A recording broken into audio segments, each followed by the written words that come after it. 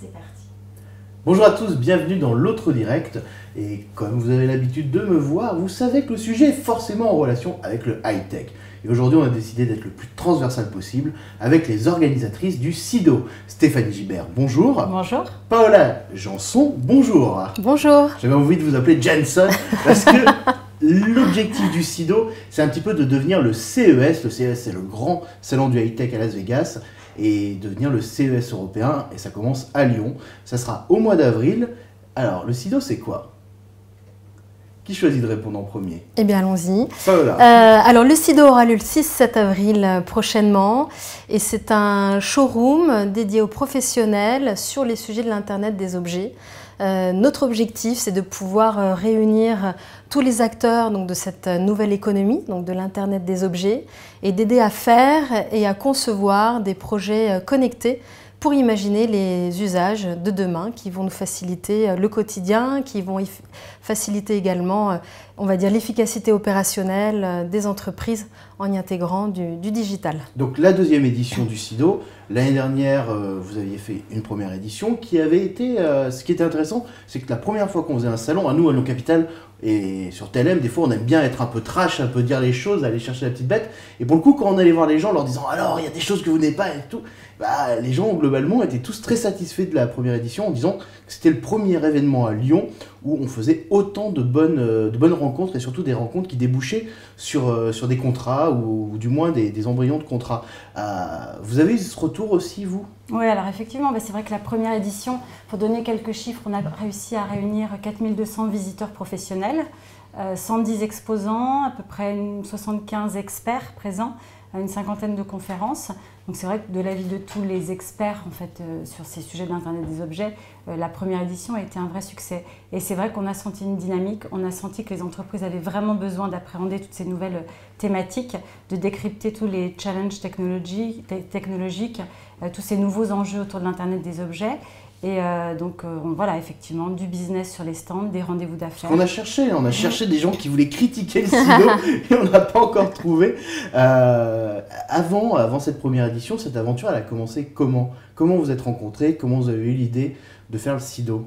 On s'est rencontrés il y a déjà quelques années, on a travaillé ensemble en fait, dans une société d'événementiel à Paris. Et puis on s'est retrouvés à Lyon il y a 2 ans maintenant, avec la même envie d'entreprendre, avec... effectivement, en regardant un petit peu l'actualité, on s'est rendu compte qu'il n'y avait pas d'événements professionnels en France sur ce sujet de l'Internet des objets. Donc il y avait un manque et l'envie de se lancer dans l'aventure. Donc pour les gens qui nous regardent, l'Internet des objets, c'est peut-être un petit peu mystérieux ou complètement incompréhensible. C'est quoi l'Internet des objets? Qu'est-ce que vous mettez dedans? Alors l'Internet des objets, en fait, c'est un réseau de réseaux permettant de connecter des objets et des humains.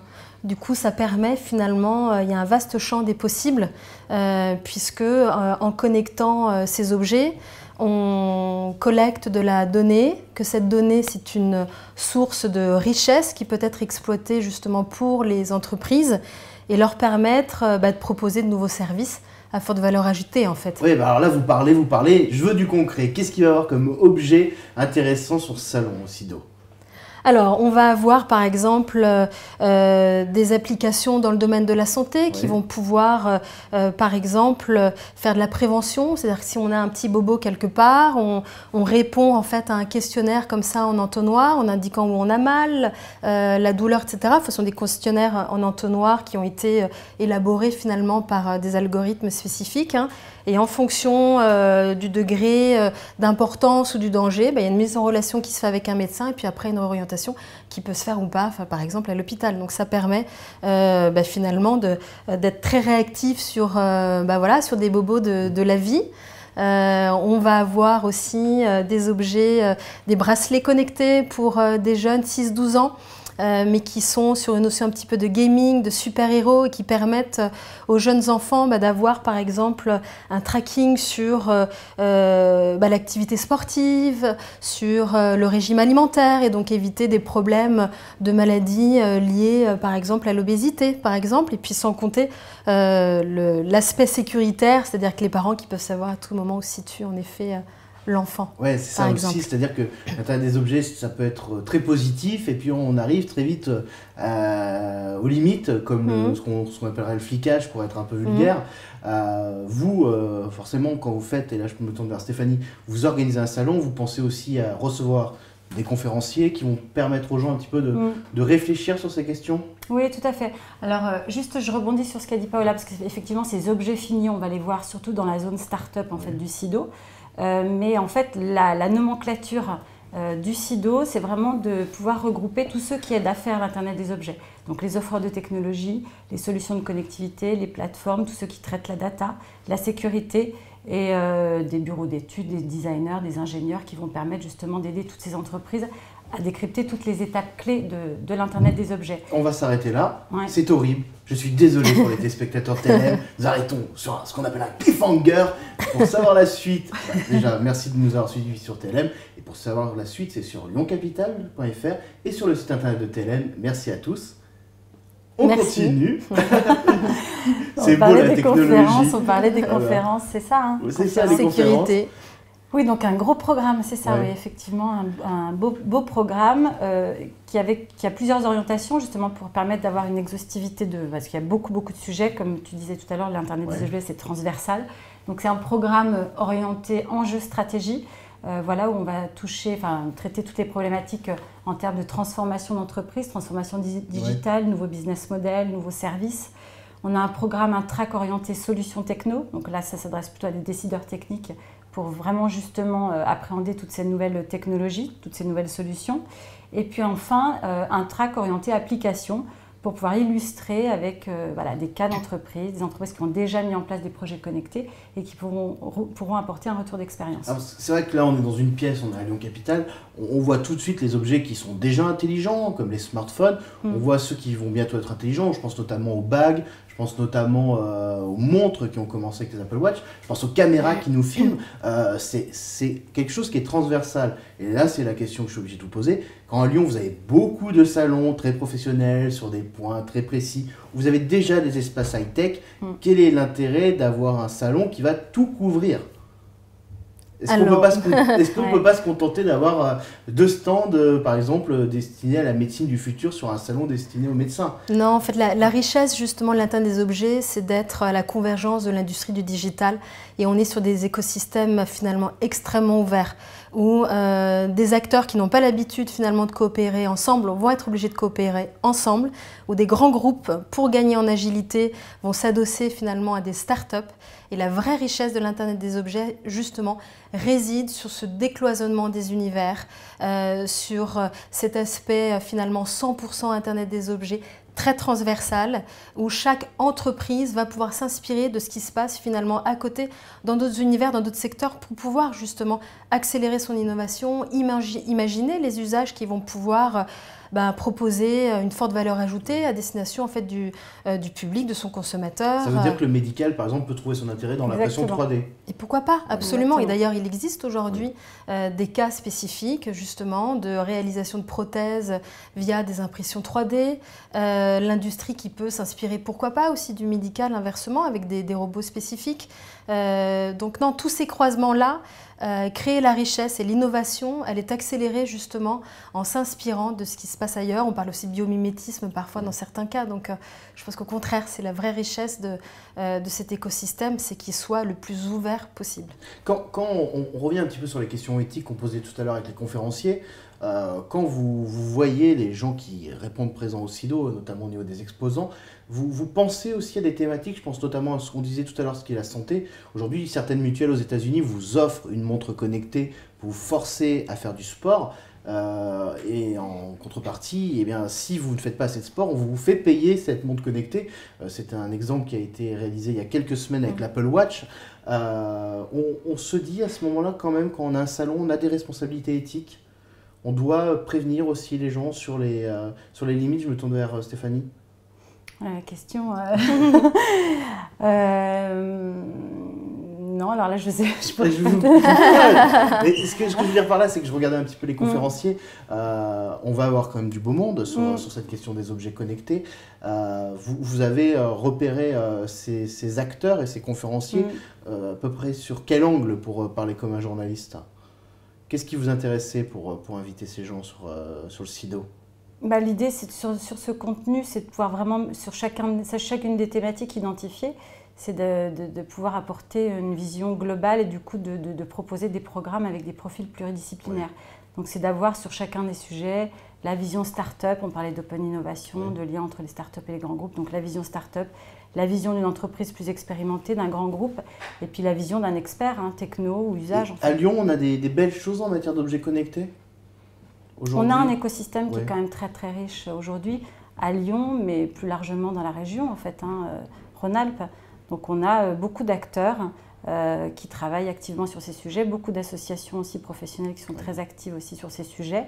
Et donc tout un écosystème très riche et un terreau fertile pour pouvoir envisager un événement de dimension internationale. Parce qu'on pourrait vous demander pourquoi vous n'êtes pas à Paris pour faire un salon des objets connectés. Mais c'est vrai qu'on a réfléchi au départ sur le projet. On ne voulait pas forcément être à tout prix sur Lyon. On a beaucoup réfléchi, on a fait le tour de pas mal d'experts, d'acteurs qui nous ont donné aussi leurs conseils et leurs visions. Et on s'est dit qu'on avait tout ce qu'il fallait ici en région Rhône-Alpes pour pouvoir justement implanter un événement national, voire européen, avec notamment Grenoble sur toute la partie électronique, nanotechnologie, le design à Saint-Étienne et à Lyon sur la partie logicielle numérique au sens large. Et puis Lyon est quand même, il faut le dire, a été nommée quand même ville la plus intelligente en 2014. Oui, et il n'y a pas de 4G dans le métro, ce qu'on appelle du smartwashing. Non, mais je me le permets. Ce que je veux dire, c'est que Lyon est une ville intelligente, il faut le dire, mais vous êtes les premières qui peuvent aussi convaincre Gérard Collomb, c'est qu'une ville intelligente qui n'est pas dans son métro, voilà, vous allez montrer des usages aux gens, alors du silo, enfin plutôt professionnels, qui ont besoin de ce qui est important, c'est les rails. C'est-à-dire qu'une ville intelligente sans réseau dans le métro ou sans réseau de partout, c'est comme un TGV qui va à 500 km/h, mais il n'y a pas de rail sur 200 mètres. Donc ça, c'est question de la connectivité. Et là, c'est un grand débat parce qu'on a des gros projets, comme ce que fait Sigfox par exemple, c'est-à-dire comment on connecte tous ces objets. Et là, pour le coup, c'est vous qu'on attend un petit peu pour nous faire comprendre où on en est sur ces connectivités. En tout cas, nous, on est là, en effet, pour donner les clés de compréhension, apporter un éclairage justement sur le panorama des solutions de connectivité et aider justement les entreprises par rapport à leurs projets connectés d'identifier les meilleures solutions qui puissent intégrer justement un certain nombre de données, une distance, voilà, et proposer vraiment la meilleure solution par rapport à la finalité du projet et aux usages qui vont en découler en fait. Parce que quand on parle par exemple de la 4G dans le métro, on est presque dépassé là. Enfin, c'est important, c'est-à-dire qu'on est en retard s'il n'y a toujours pas la 4G ou le Wi-Fi dans le métro, parce qu'aujourd'hui, quand on regarde un petit peu ce qui se passe en matière d'objets connectés, on est déjà sur des questions de nouveaux protocoles. Je vous disais tout à l'heure un petit peu ce que faisait Sigfox, que le réseau LoRa, ça c'est des choses qui ne parlent pas forcément aux gens, mais comment on va faire en sorte que tous ces objets connectés communiquent entre eux? Est-ce que vous avez une idée, vous? Aujourd'hui, il y a en effet des solutions qui existent, des protocoles communs dans certains univers en fait, qui permettent aux objets de communiquer entre eux. Après, il y a une réelle bataille aussi des protocoles qui s'opèrent en ce moment. Sur les réseaux bas débit, voilà, avec justement LoRa, Sigfox. Voilà, donc effectivement, il y a quand même multitude de réseaux, longue distance, courte distance, voilà, avec différents paramètres. Et aujourd'hui, on ne peut pas savoir. Il y en a qui prônent LoRa, d'autres qui sont vraiment à fond derrière Sigfox. Sigfox, c'est vrai, se développe beaucoup à l'international. Mais qui va gagner la bataille demain? Pour l'instant, personne ne peut le dire exactement. Donc tout se joue aujourd'hui. C'est un petit peu un point d'inflexion, c'est vrai, dans l'Internet des objets. Et ce débat, on va le retrouver au SIDO? Alors, on a une grande conférence justement dédiée aux solutions de connectivité et à ces communications bas débit. Voilà. Et donc, avec LoRa, avec Sigfox, on aura aussi une nouvelle solution qui est basée à Angers qui s'appelle Covisio. Voilà. Donc, et puis, on aura quelques intervenants qui seront là plutôt en tant que modérateurs et qui utilisent toutes les technos, donc qui pourront justement apporter une vision neutre. Et pouvoir, voilà. Parce que ce qui est important pour le grand public, c'est que l'utilisation de ces objets soit transparente. Qu'on ne se pose pas la question de savoir si on est sur LoRa, sur Sigfox, il faut que ça marche. Est-ce que sur ce qui aujourd'hui prime peut-être sur toutes ces questions, l'usage, est-ce qu'on a commencé vraiment à rentrer dans une phase de maturité ou alors sur les usages, c'est encore réservé à une population technophile? Oh bah, là, vous avez totalement raison là-dessus. Ce qui compte absolument, c'est de savoir c'est que ça marche et qu'il y ait finalement une sorte de relation client. Hein. C'est-à-dire qu'il faut que les données elles puissent passer, finalement, il faut qu'elles puissent être traitées, parce que si jamais il y a un problème, bah derrière, tout s'arrête hein, finalement. Hein. Après, sur l'appropriation des usages, oui, il y a des usages qui sont totalement appropriés. Et si ces usages-là sont appropriés, c'est tout simplement parce que ça répond à un besoin réel du consommateur final. Hein. Et c'est ça, je dirais, la vraie clé du succès de l'Internet des objets. C'est-à-dire que l'usage qui peut être imaginé derrière, eh bien, il faut qu'il soit extrêmement pertinent. N'importe quel objet physique, on le sait, peut être connecté, c'est simple, c'est de moins en moins coûteux, il y a les solutions de connectivité, chacun peut y aller en fait avec sa petite finalement application. Hein. Mais si derrière c'est du gadget, ça restera de toute façon du gadget. Voilà. Il faut que ça apporte un réel bénéfice pour l'utilisateur ou pour l'entreprise au final. Vous, je me tourne vers Stéphanie, quand vous choisissez les gens qui vont participer au SIDO, vous refusez certains exposants estimant que c'est du gadget Bah, en fait, sur la partie, on va dire, expo principale, non, parce que là, on est vraiment sur ceux qui aident à faire, donc il n'y a pas de gadget, en fait, hein, on est d'accord. Après, c'est vrai que sur la partie start-up, puisque cette année, on accueille pour la première fois une 50aine de start-up, donc c'est assez inédit, en fait, qu'un organisateur d'événements fasse le pari aussi sur les start-up les plus innovantes dans l'IoT. Et en fait, sur ces 50 start-up, on n'a pas pu accepter tout le monde, puisqu'on a eu une centaine de dossiers en tout. Donc, on a fait une sélection, bien sûr. Et la partie usage, vraiment besoin réel, faisait partie de nos critères de sélection. On va revenir sur le concret et on va arrêter les débats un peu philosophiques, mais qui sont importants parce que c'est ce qui fera nos vies demain. Je vais revenir quand même sur un débat philosophique malgré moi. C'est qu'il va avoir un espace dédié au crowdfunding, donc le financement participatif pour faire plaisir à nos amis de l'Académie française, et avec une plateforme que j'aime, qui propose aux gens d'avoir un retour sur investissement quand on investit dans un financement participatif. C'est-à-dire qu'aujourd'hui, quand vous investissez dans un financement participatif, si ça marche, vous avez au mieux une petite récompense et vous ne touchez pas d'argent. Et si ça ne marche pas, vous perdez tout. Je pense à beaucoup de mauvais exemples dernièrement. Comment vous êtes rapproché de cette plateforme qui casse un peu les codes et qui propose aux gens d'investir plus que de faire du financement participatif? C'est eux, en fait, qui nous ont pris contact avec nous, en fait, qui avaient identifié le SIDO, parce qu'ils sont vraiment spécialisés sur l'Internet des objets, et dans l'Internet des objets, sur la partie santé, silver economy. Donc, ils ont identifié le SIDO comme étant un événement phare en France aujourd'hui sur ces sujets, et c'est eux qui ont pris... Donc, cette plateforme s'appelle Holders. Holders, voilà. D'accord. Et donc, on va travailler avec eux sur la mise en place d'une Holders Academy. Voilà. L'objectif étant, parmi les startups qui seront présentes sur le SIDO, d'identifier en fait les startups les plus prometteuses, de pouvoir leur permettre d'être en ligne déjà avant le SIDO, d'être en ligne sur la plateforme et de pouvoir récupérer des intentions de vote, des intentions d'investissement, et pour les meilleurs, les faire pitcher pendant 2 jours sur le SIDO. Et les startups sont déjà choisies? C'est en cours. C'est en cours, exactement. Le début des votes se fera le 18 mars. 18 mars. Et donc, on pourra aller voir sur le salon. Et pour revenir dans le concret, il y aura aussi également un Fab Lab sur le salon, donc des imprimantes 3D, des choses comme ça. Pourquoi mettre un Fab Lab dans un salon? Parce que le Fab Lab permet justement de passer de l'idée au prototype. Mais vous pensez vraiment que des gens vont passer de l'idée au prototype dans le salon?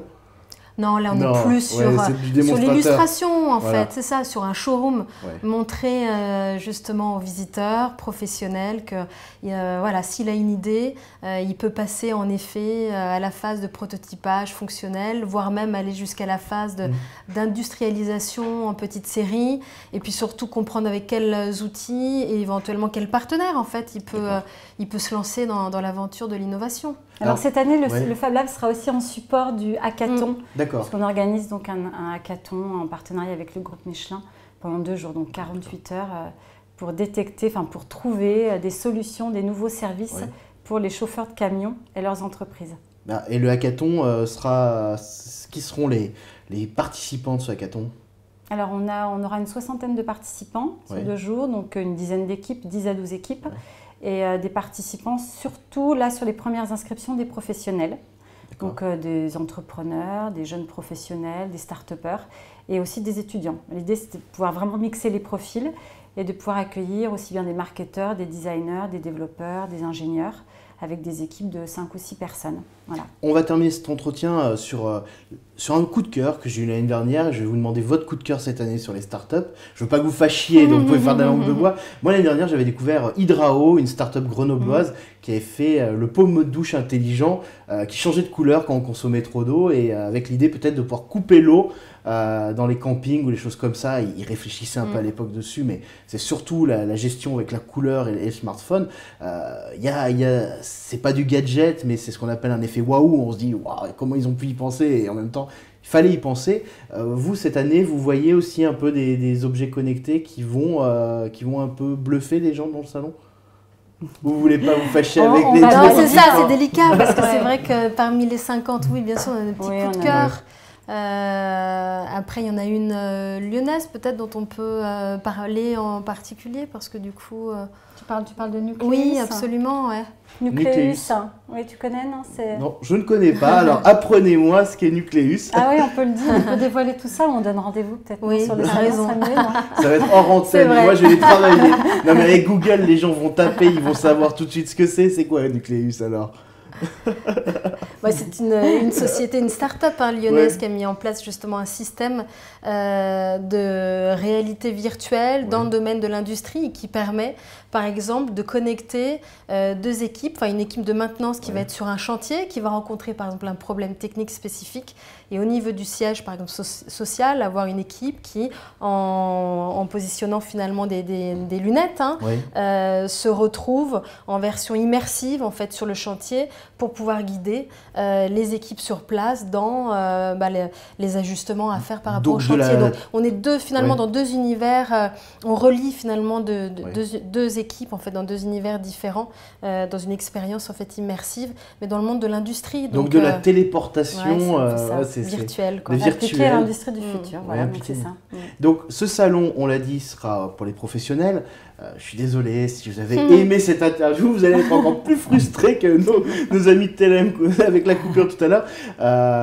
Il est gratuit pour les professionnels? Il est gratuit pour les professionnels, voilà. Bon, pour ceux qui se préenregistrent en fait. D'accord. Voilà. Après, sur place, on demande une participation aux visiteurs qui ne sont pas enregistrés. Et pour le grand public, vous commencez à réfléchir pour des prochaines éditions qui soient ouvertes à tous? Sur des prochains développements, avec peut-être des espaces différents. Pas forcément ouvrir au grand public toute la partie, on va dire, pro-business, parce que les professionnels sont là quand même avant tout pour faire des rencontres pro et du business, mais peut-être d'essayer de travailler, d'adapter un format qui permette aussi au grand public, notamment de pouvoir rencontrer des startups, pourquoi pas, ou en tout cas une partie de l'expo. On y réfléchit. Et vu qu'on vous aime à Lyon Capital, on vous fera visiter ce salon à distance avec des articles sur Lyon Capital, Périscope. On essaiera de vous faire vivre les choses un peu en téléportation. On n'a pas encore de réalité virtuelle à Lyon Capital, mais je vais demander à mon patron. Merci en tout cas à toutes les deux. À vous. Je vais finir quand même sur quelque chose qui me tient à cœur parce que souvent le monde du high-tech, on a des gros barbus. Pas toujours très bons en communication, même si on les aime, et souvent qui ont tendance à compliquer les choses.